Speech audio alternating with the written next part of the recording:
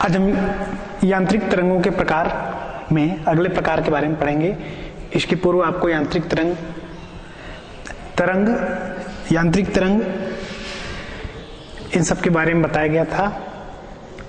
तरंग क्या होता है, यांत्रिक तरंग क्या है, किस प्रकार की कंडीशन में यह होता है, उस कंडीशन से हट करके अन्य स्थिति में जो तरंग है अर्थात विद्युत चुम्बकीय तरंग, उसके बारे में बताया गया था। और इस प्रकार के यांत्रिक तरंग के प्रकार के अंतर्गत दो प्रकार, अनुप्रस्थ तरंग और अंधेर तरंग, जिसमें अनुप्रस्थ तरंग को पहले बताया गया था, आगे पढ़ेंगे। उससे पूर्व एक बार फिर से यांत्रिक तरंग के बारे में जैसा कि बताया गया, तरंग किसी माध्यम में उत्पन्न विक्षोभ है। यांत्रिक तरंग किसी द्रव्यात्मक माध्यम में उत्पन्न वह विक्षोभ है जो बिना अपनी आकृति बदले माध्यम में एक निश्चित चाल से आगे बढ़ता है। अर्थात विक्षोभ उत्पन्न होने एवं उसके आगे बढ़ने से यांत्रिक तरंगें बनती हैं। अब मुख्यतः हम यदि यांत्रिक तरंग की चर्चा करते हैं तो यांत्रिक तरंग क्या है, विक्षोभ के उत्पन्न होने से एवं उसके आगे बढ़ने से यांत्रिक तरंगें बनती हैं। इस यांत्रिक तरंग में दो प्रकार बताया गया था, एक अनुप्रस्थ तरंग, ऐसे अनुप्रस्थ तरंगें, दूसरा अंधेर तरंगें। अनुप्रस्थ तरंगें क्या है, जब किसी माध्यम के कणों के कंपन करने की दिशा तरंग संचरण की दिशा के लंबवत होती है। किसी माध्यम के जो कण हैं उन कणों के कंपन करने की दिशा तरंग संचरण की दिशा के लंबवत है, तो उस माध्यम में उत्पन्न तरंग को अनुप्रस्थ तरंग कहते हैं। जैसे एक रस्सी का एक सिरा बांध करके और उसको खींचे तो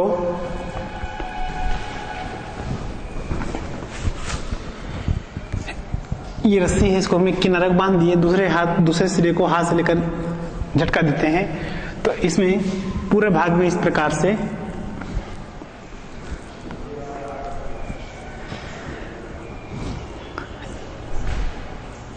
कंपन उत्पन्न हो जाता है। या ऐसा कहें कि यह भाग इस रूप में ऊपर नीचे गति करने लगता है। यहां पर यदि हम लेते हैं तरंग संचरण की दिशा को इधर ले लेते हैं तो तरंग संचरण की दिशा के लंबवत दिशा में ये जो है इसके लंबवत गति करते हुए आगे बढ़ रहा है। यह स्थिति हो जाती है अनुप्रस्थ तरंग कि इसमें माध्यम के कण के कंपन करने की दिशा तरंग संचरण की दिशा के लंबवत है। इसमें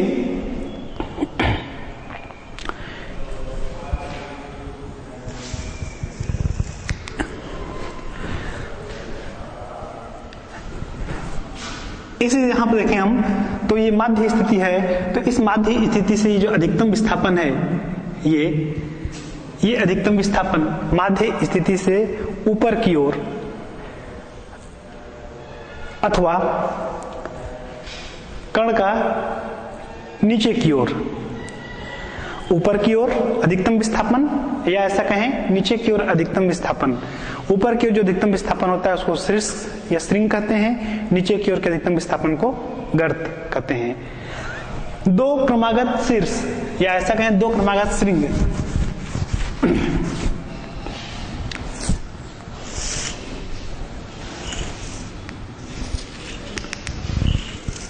जैसे ये,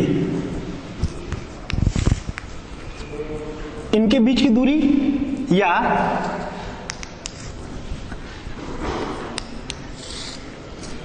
ये जैसे ये गर्त है, इसको नाम देते हैं स्ट्रिंग। तो दो स्ट्रिंगों के बीच की दूरी या दो गर्तों के बीच की दूरी को उस तरंग का तरंग दैर्ध्य कहते हैं। यह क्या है, ये माध्य स्थिति है और यहां से ये विस्थापन ऊपर की ओर, इधर का विस्थापन ले लेते हैं तो ये विस्थापन जो है नीचे की ओर के लिए। तो यह है अनुप्रस्थ तरंग के बारे में।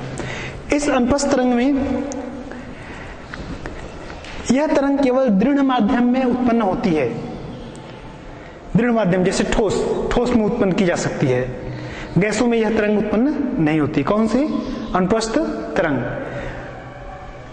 केवल ठोसों में उत्पन्न होती है, गैसों में उत्पन्न नहीं होती। द्रव की केवल सतह पर बन सकती है, द्रव के भीतर नहीं। तो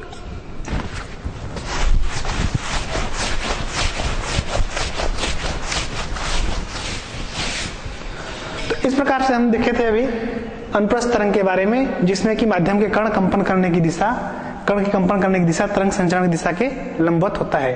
अब हम आगे देखेंगे अनुदैर्ध्य तरंग के बारे में।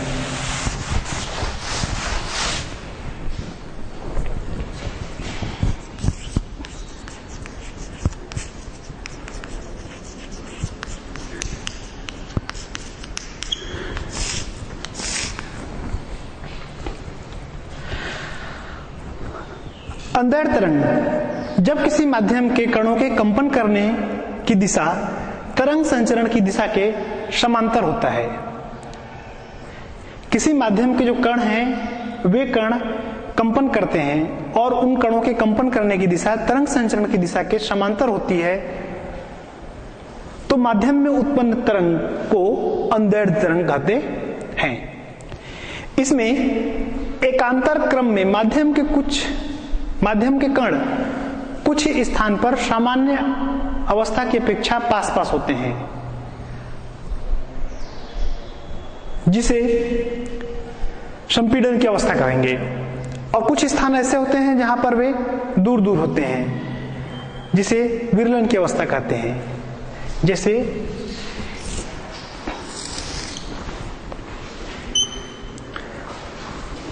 इसमें भी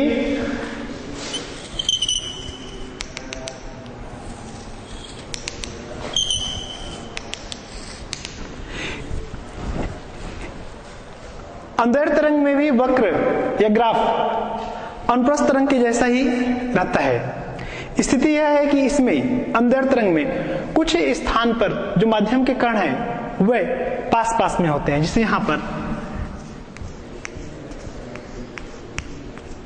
ये स्थान पास, तो ऐसी स्थिति को हम कहते हैं संपीड़न। कुछ भाग इसमें ऐसा हो जाता है जहां पर वे दूरी दूरी पर रहते हैं, वह स्थान रहता है विरलन। एकांतर क्रम में, अर्थात एकांतर क्रम में माध्यम में के कण जो हैं वे संपीड़ित होते हैं, अर्थात पास में आते हैं फिर दूर हो जाते हैं, विरल। इस प्रकार से संपीड़न की अवस्था में माध्यम का घनत्व और दाब सामान्य अवस्था, ये संपीड़न है, ये स्थिति।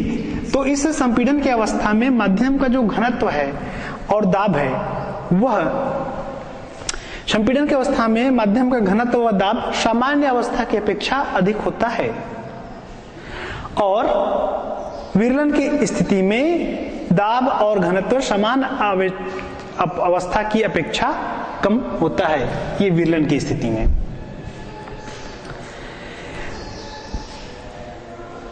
यह है अनुदैर्ध्य तरंग। क्या बताया गया कि जब किसी माध्यम के कणों के कंपन करने की दिशा तरंग संचरण की दिशा के समांतर होती है।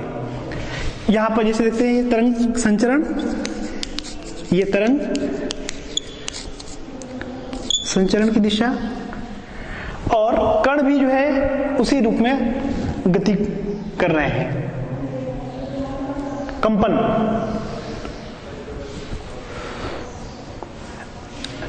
कुछ स्थान जहां पर माध्यम के कण सामान्य अवस्था के अपेक्षा पास पास होते हैं, इसको संपीड़न की अवस्था, और जहां पर वे दूर दूर होते हैं उसको विरलन की अवस्था कहते हैं। संपीड़न की अवस्था में घनत्व और दाब सामान्य अवस्था की अपेक्षा अधिक होता है, विरलन की अवस्था में दाब और घनत्व सामान्य अवस्था की अपेक्षा कम होता है। अनुदैर्ध्य तरंग सभी माध्यम, ठोस या द्रव या गैस में उत्पन्न की जा सकती है। वायु में तथा द्रवों के भीतर उत्पन्न तरंगें सदैव अंधेर तरंग होती है। तो यह था अंधेर तरंग के बारे में। तो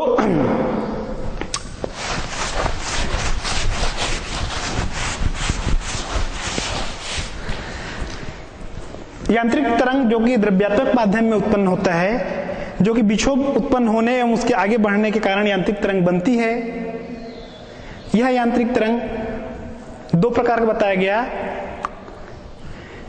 अनुप्रस्थ और अनुदैर्ध्य। तो इन दोनों तरंगों में अब एक बार फिर तुलनात्मक रूप में देख लेते हैं। क्या अभी अलग अलग देखे थे? अनुप्रस्थ तरंग और अनुदैर्ध्य तरंग। अनुप्रस्थ तरंग में माध्यम के कण तरंग संचरण की दिशा के लंबवत कंपन करते हैं।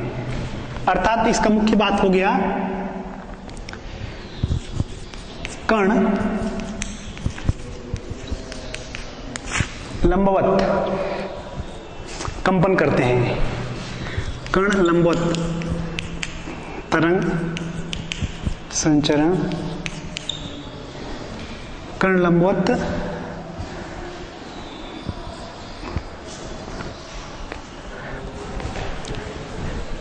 अनुप्रस्थ तरंग में कण जो है वो लंबवत कंपन करते हैं। किसके लंबवत कंपन करते हैं? तरंग संचरण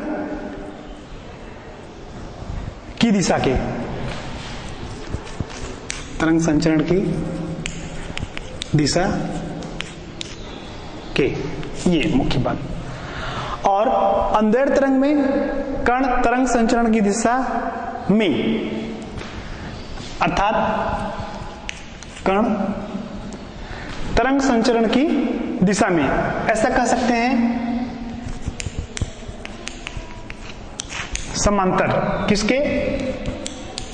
तरंग संचरण की दिशा के, ये बात।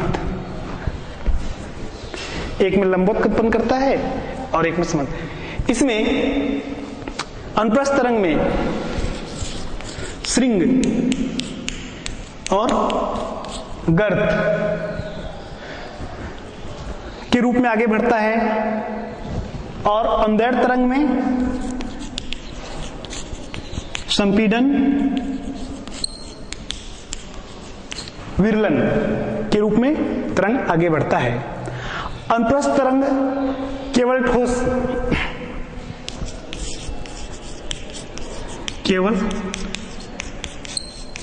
ठोस माध्यम, केवल ठोस माध्यम में होता है। वह द्रव यदि है माध्यम के रूप में तो उसकी क्या, केवल सतह पर, उसके भीतर नहीं। और अंधेर तरंग जो है वो सभी माध्यम मतलब ठोस, द्रव, गैस, सब में। तो ये इस प्रकार के यांत्रिक तरंग के दो प्रकार हैं, जिसमें कुछ अंतर इस तरीके से है कि अनुप्रस्थ तरंग के जो कण है वो तरंग संचरण की दिशा के लंबवत, कण जो है लंबवत गति करते हैं, कण लंबवत गति करते हैं। लंबवत गति से तात्पर्य जो है कंपन। इस गति को हम क्या लिख सकते हैं? कंपन भी कर सकते हैं, इस तरंग संचरण की दिशा के। और इसमें कण जो है समांतर गति करते हैं। समांतर गति मतलब कि ये गति को हम जो है कंपन कर सकते हैं, कंपन करते हुए तरंग संचरण की दिशा के समांतर। इसके उदाहरण के रूप में हम यदि समझना चाहें तो जैसे कि रस्सी है, उस रस्सी के किनारे को बांध लें और झटका दें तो उसकी जो तरंग आएगी उसमें वह। इसमें ले लेते हैं उदाहरण स्प्रिंग का। स्प्रिंग को यदि खींचे और छोड़ दें तो उसमें कुछ वो संपीड़ित होता है, फिर फैलता है, फिर संपीड़ित होता है, इस रूप में। ये था। आगे अनुप्रस्थ तरंग में श्रृंग और गर्त के रूप में आगे बढ़ता है। और यह संपीड़न और विरलन के रूप में आगे बढ़ता है। अंदर तरंग, अनुप्रस्थ तरंग केवल ठोस माध्यम में होता है, द्रव माध्यम है यदि तो उसकी सतह पर संचरित हो सकता है। और अंदर तरंग सभी माध्यम अर्थात ठोस, द्रव एवं गैस में।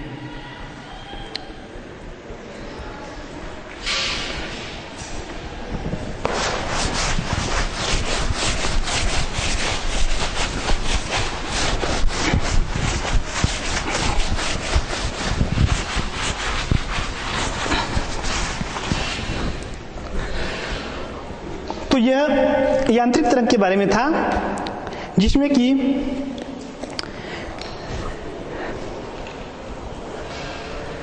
तरंग जो विक्षोभ के कारण उत्पन्न हो रहा है, या ऐसा कहें कि विक्षोभ के उत्पन्न होने एवं उसके आगे बढ़ने से यांत्रिक तरंगें बनती हैं। और यांत्रिक तरंग जो है वह केवल द्रव्यात्मक माध्यम में ही संचरित होता है। ऐसी तरंगें जिनके संचरण के लिए माध्यम की उपस्थिति आवश्यक नहीं होती, तो उन तरंगों को विद्युत चुंबकीय तरंगें कहते हैं। आगे देखते हैं हम ध्वनि तरंग के बारे में। ध्वनि तरंगें क्या है? ध्वनि तरंगों से तात्पर्य है कि प्रत्यास्थ माध्यम में उत्पन्न सभी प्रकार की तरंगें, प्रत्यास्थ माध्यम में उत्पन्न सभी प्रकार की तरंगें, चाहे वह सुनाई दे या न दे। प्रत्यास्थ माध्यम में उत्पन्न वह सभी तरंगें, चाहे वह सुनाई दे या न दे, उन तरंगों को हम कहते हैं ध्वनि तरंगें। अर्थात प्रत्यास्थ माध्यम में उत्पन्न सभी प्रकार की तरंगों को, चाहे वह सुनाई दे या न दे, ध्वनि तरंगें कहते हैं। ध्वनि तरंगों की उत्पत्ति के लिए ध्वनि स्रोत का कंपन होना आवश्यक है। ध्वनि तरंगों की जो आवृत्ति परास जो है वो 20 हर्ट्ज से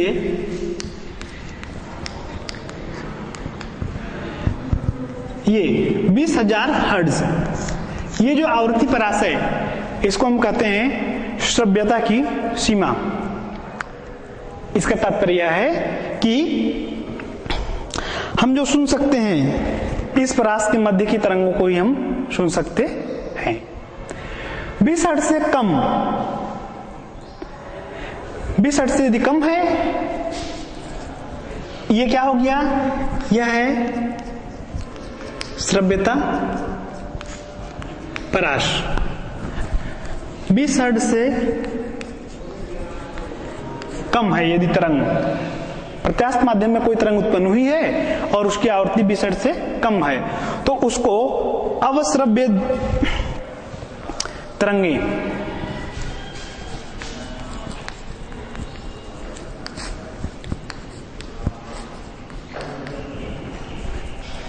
और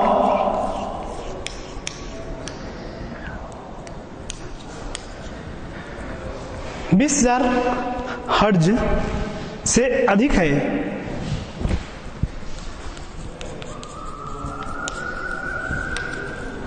तो उसे पराश्रव्य तरंगें कहेंगे। तो यह है ध्वनि तरंग। क्या कहा गया कि प्रत्यास्थ माध्यम में उत्पन्न सभी प्रकार की तरंगें, चाहे वह हमको सुनाई दें या न दें, ध्वनि तरंगें कहते हैं। ध्वनि तरंगों की उत्पत्ति के लिए ध्वनि स्रोत का कंपन आवश्यक है। आवृत्ति 20 हर्ट्ज से 20,000 हर्ट्ज को सुन सकते हैं, इसलिए इस आवृत्ति परास को श्रव्यता सीमा कहते हैं। जिन तरंगों की आवृत्तियां 20 हर्ट्ज से कम है, 20 हर्ट्ज से कम आवृत्ति, उसे अवश्रव्य तरंगें, तथा जिनकी आवृत्ति 20,000 हर्ट्ज से अधिक होती है उन्हें पराश्रव्य तरंगें कहते हैं। तो इस प्रकार से ध्वनि तरंगों की विशेषता क्या हो गई कि ये तरंगें ध्वनि स्रोत के कंपन से उत्पन्न होती हैं। इन तरंगों के संचरण के लिए माध्यम द्रव्यात्मक माध्यम होना आवश्यक है। यह तरंगें अंधेर तरंग होती है। ध्वनि तरंगों में परावर्तन, अपवर्तन, विवर्तन, व्यतिकरण घटना हो सकती है।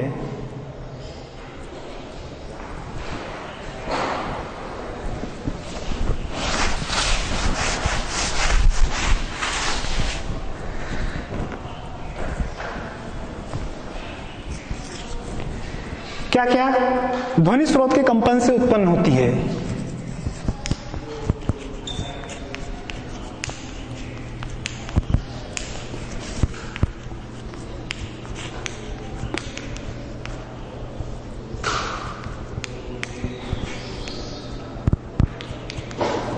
ध्वनि स्रोत कंपन करता है तो ध्वनि तरंगें उत्पन्न होती हैं। द्रव्यात्मक माध्यम आवश्यक है।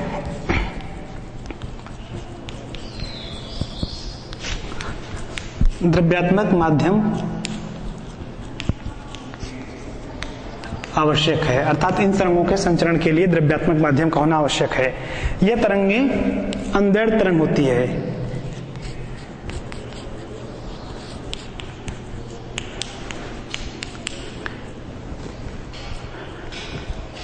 और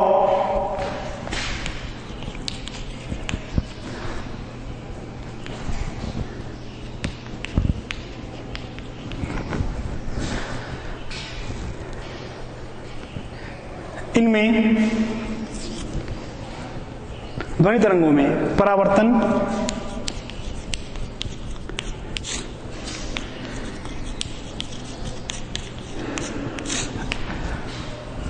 अपवर्तन, विवर्तन,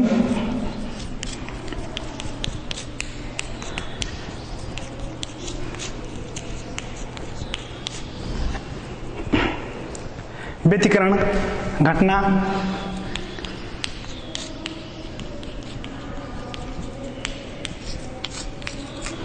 हो सकती है। ध्वनि तरंगों में ध्रुवण की घटना संभव नहीं है। ध्रुवण की घटना संभव नहीं है। भिन्न भिन्न माध्यमों में इसका वेग भिन्न भिन्न होता है।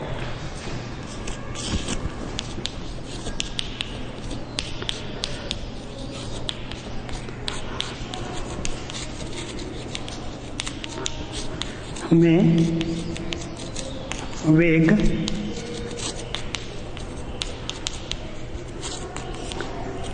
भिन्न भिन्न होता है। यह था ध्वनि तरंग के बारे में।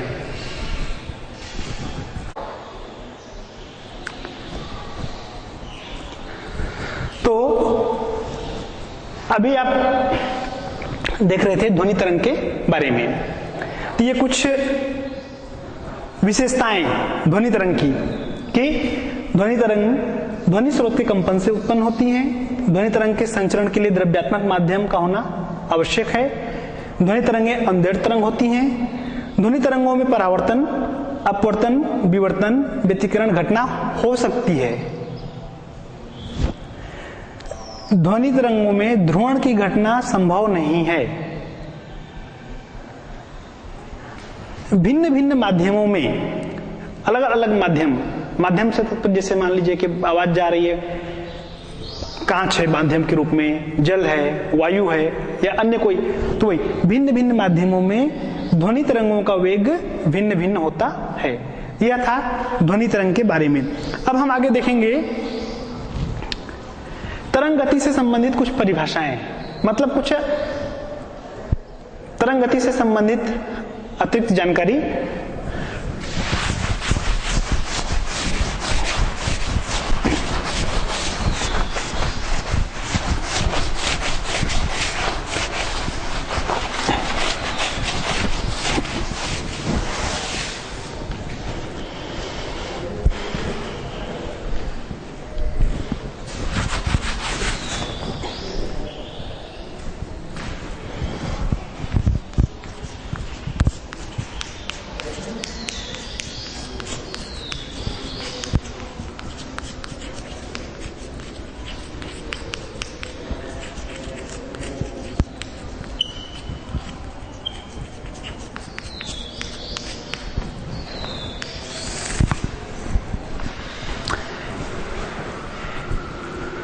किसी माध्यम में किसी कण की जो गति है, उस गति, या ऐसा दूसरे शब्दों में कहें हम कि तरंग गति को और अच्छी तरह से समझने के लिए उससे संबंधित कुछ पदों को जानना भी आवश्यक है।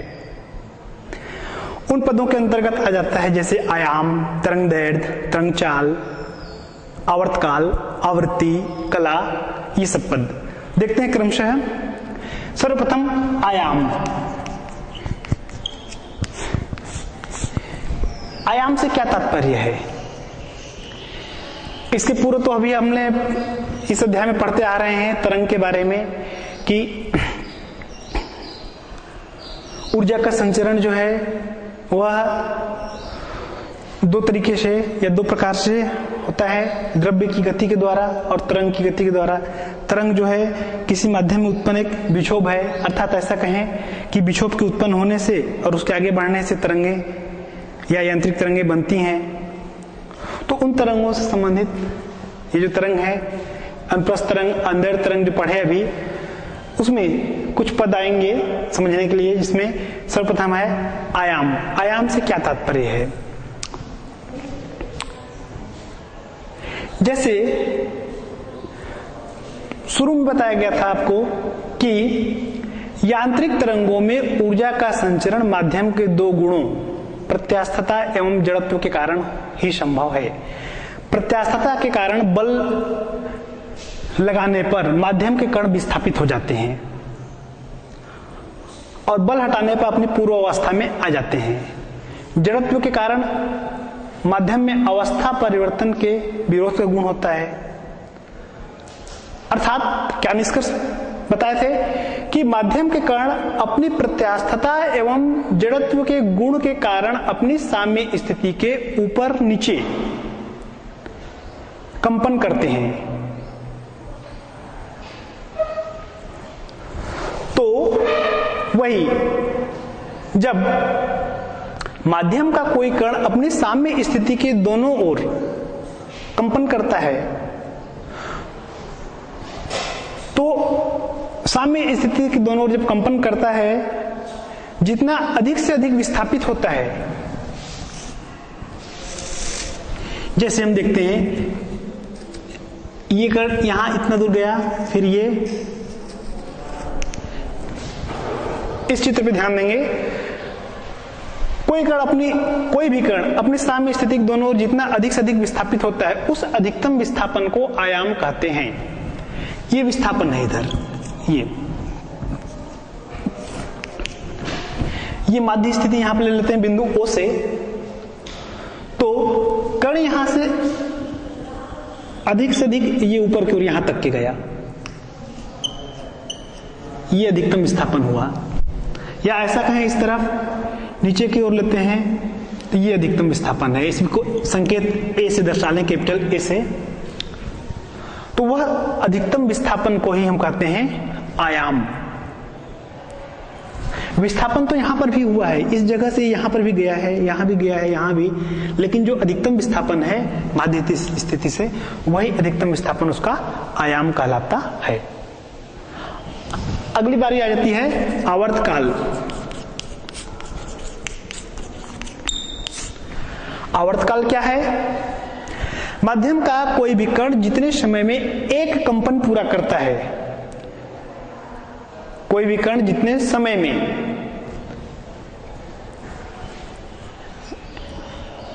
एक कंपन पूरा करता है, उस समय को आवर्तकाल कहते हैं और इसे संकेत T से दर्शाते हैं। अर्थात आवर्तकाल एक समय है। कौन सा समय है? वह समय है जिसमें कि कण एक कंपन पूरा करता है। परिभाषा क्या हो जाएगा? माध्यम का कोई भी कण जितने समय में एक कंपन पूरा करता है, उस समय को आवर्तकाल कहते हैं। इसके बाद आवृत्ति।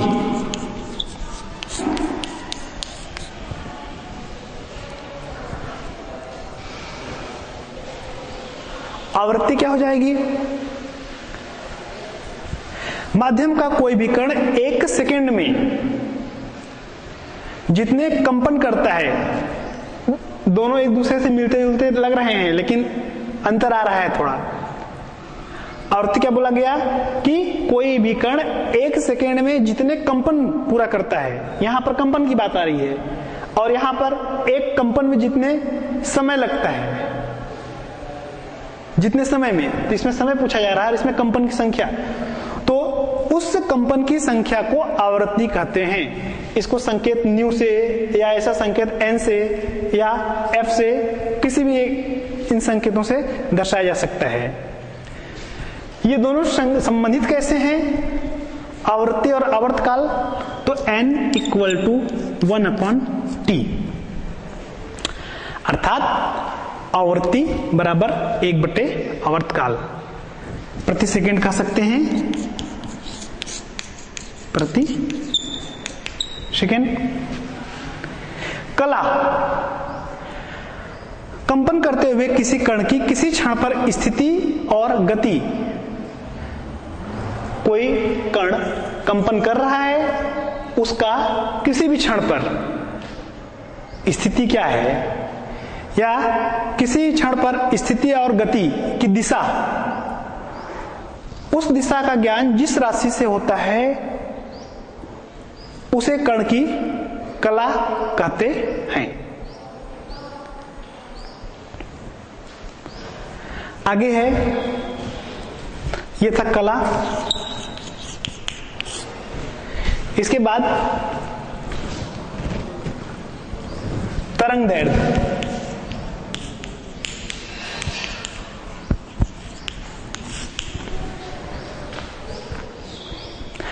माध्यम के किसी कण के एक पूरे कंपन के समय में, माध्यम का कोई कण एक पूरा कंपन, ये पूरा कंपन ये हो रहा है इसका, ये एक पूरा कंपन, कोई कण एक पूरा कंपन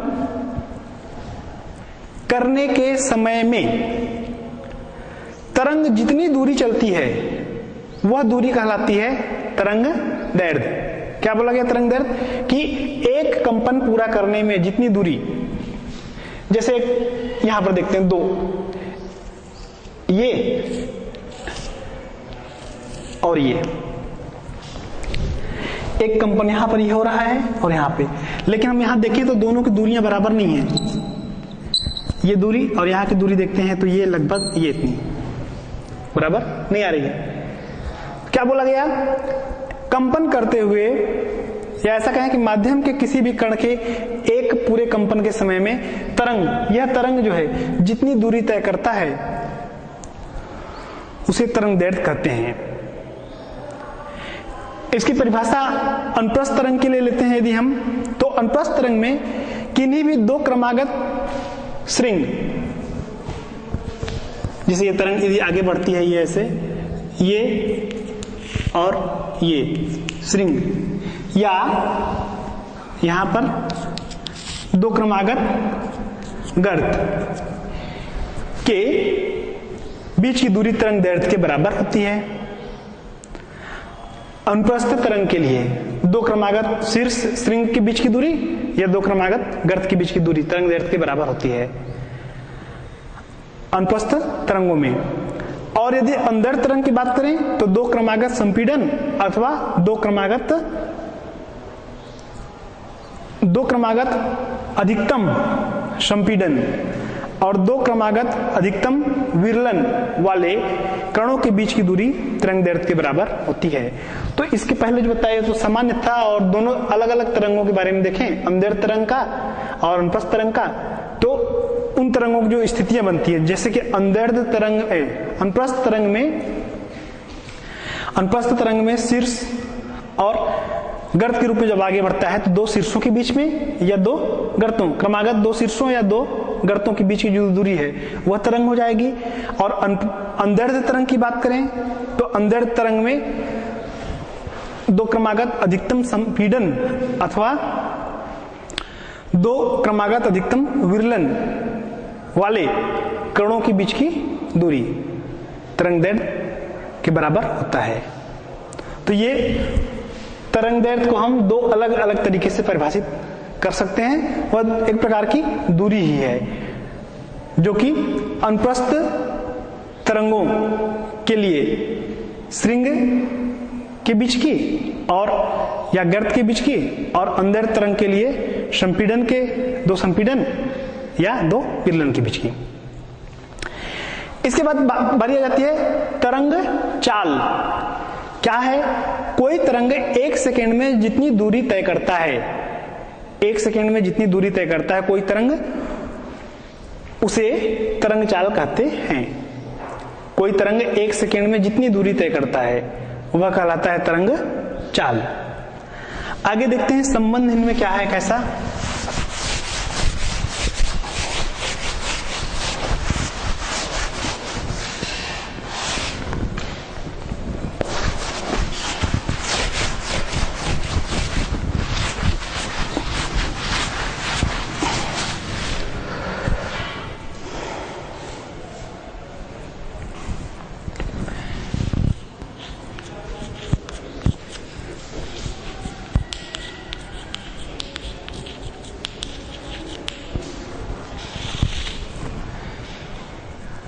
V अर्थात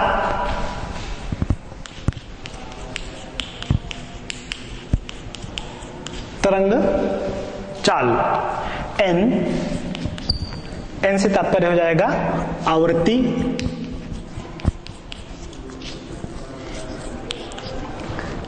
लेम्डा बराबर हो जाएगा तरंग दैर्घ्य।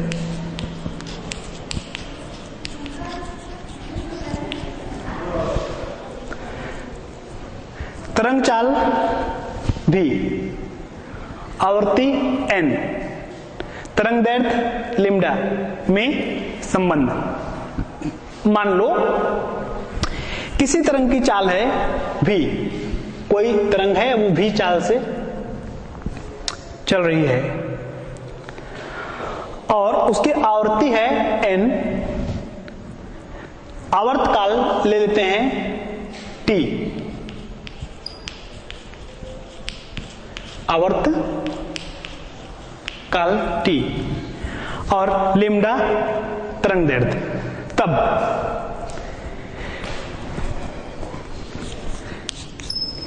लिम्डा जो तरंग दैर्घ्य है, इसका परिभाषिक रूप में यदि हम इसकी व्याख्या लें या व्यंजक को लें तो लिम्डा बराबर क्या जाएगा, आवर्त काल t में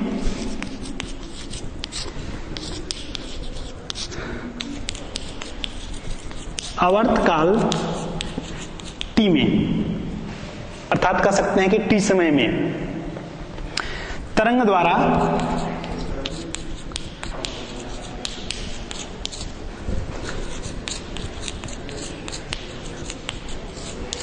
चली हुई दूरी, वह दूरी क्या है, तरंग दैर्घ्य बराबर हो जाएगा चाल गुणा समय। परिभाषा से चाल बराबर दूरी बटे समय होता है उस रूप में। चाल v गुणा समय t, परंतु t बराबर हो जाता है 1/n, अर्थात आवर्त काल बराबर 1/, आवृत्ति। इस मान को यहां पर रख दें तब क्या जाएगा, लेम्डा बराबर v इंटू 1/n। क्या हुआ, v का मान यथावत और t के बदले में 1/n रखे, तो क्या प्राप्त हुआ, lambda equal to v into 1/n। या यहां से v बराबर हो जाएगा n lambda, v equal to n lambda. यही है इन तीनों में संबंध, v में, n में और लेम्डा में, तीनों राशियां। v क्या है यहां पर, v है यहां पर तरंग चाल, n आवृत्ति और लेम्डा तरंग दैर्घ्य। तो यह था तरंग गति से संबंधित कुछ पारिभाषिक शब्द और उनमें आपस में कुछ राशियों में संबंध।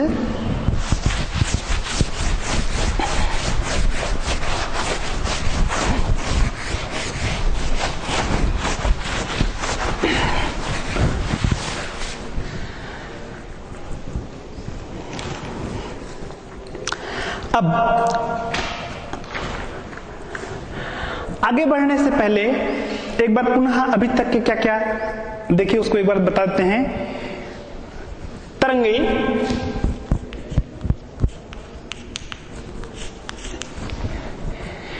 इसमें सर्वप्रथम आपको बताया गया था कि ऊर्जा का जो स्थानांतरण है, ऊर्जा का स्थानांतरण दो प्रकार से होता है, द्रव्य की गति और तरंग की गति से। द्रव्य की गति और दूसरा तरंग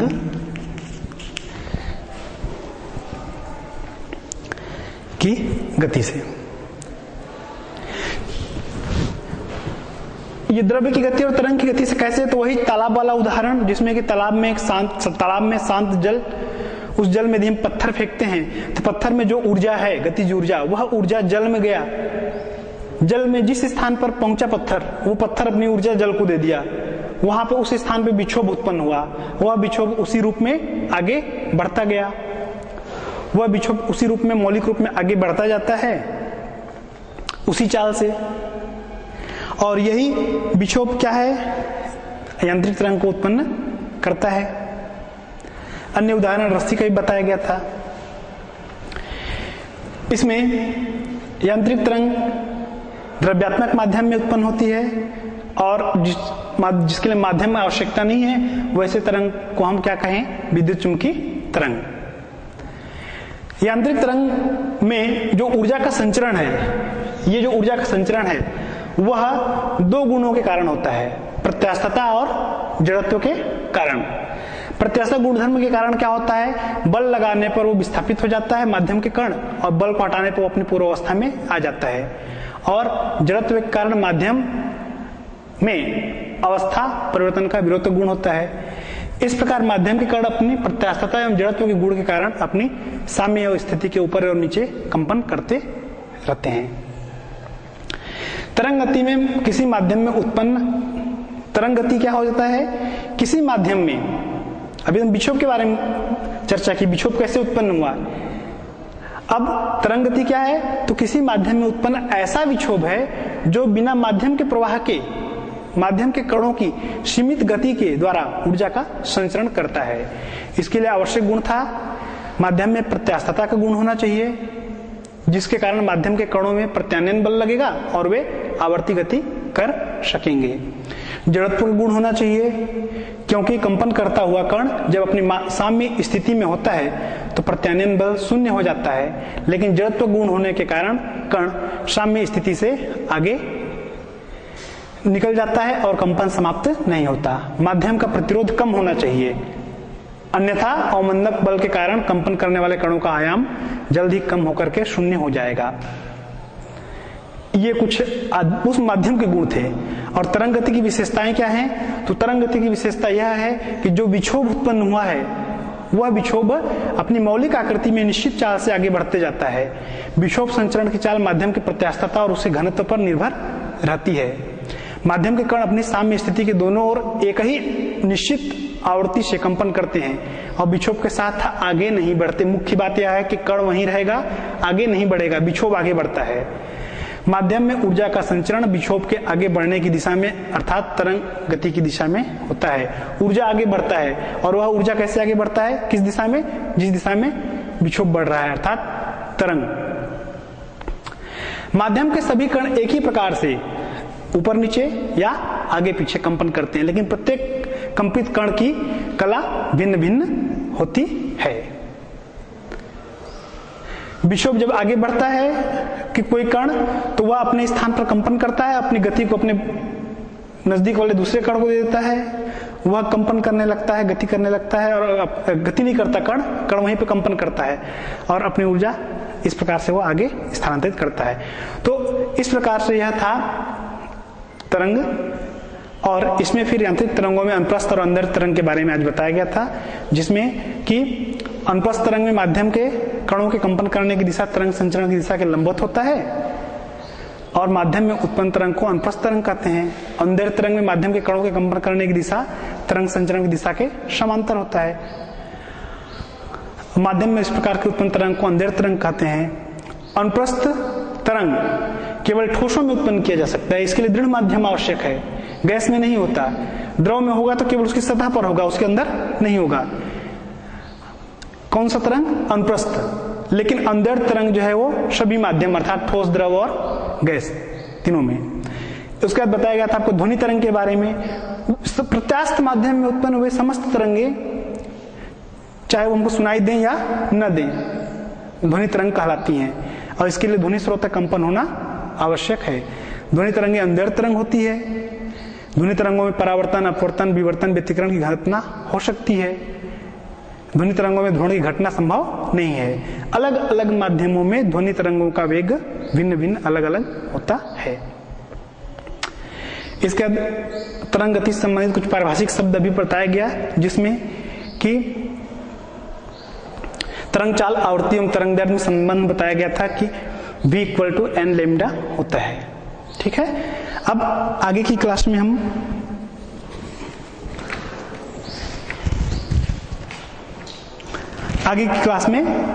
तरंग गति की चाल पढ़ेंगे। अभी जो ये सूत्र बताया गया था v = n लैम्डा, तो तरंग गति की चाल जैसा अभी बताया गया थोड़ी देर पहले कि भिन्न भिन्न माध्यमों में तरंगों का वेग अलग अलग होता है, तो उसी में फिर और विस्तार से पढ़ा जाएगा। ठीक है, धन्यवाद।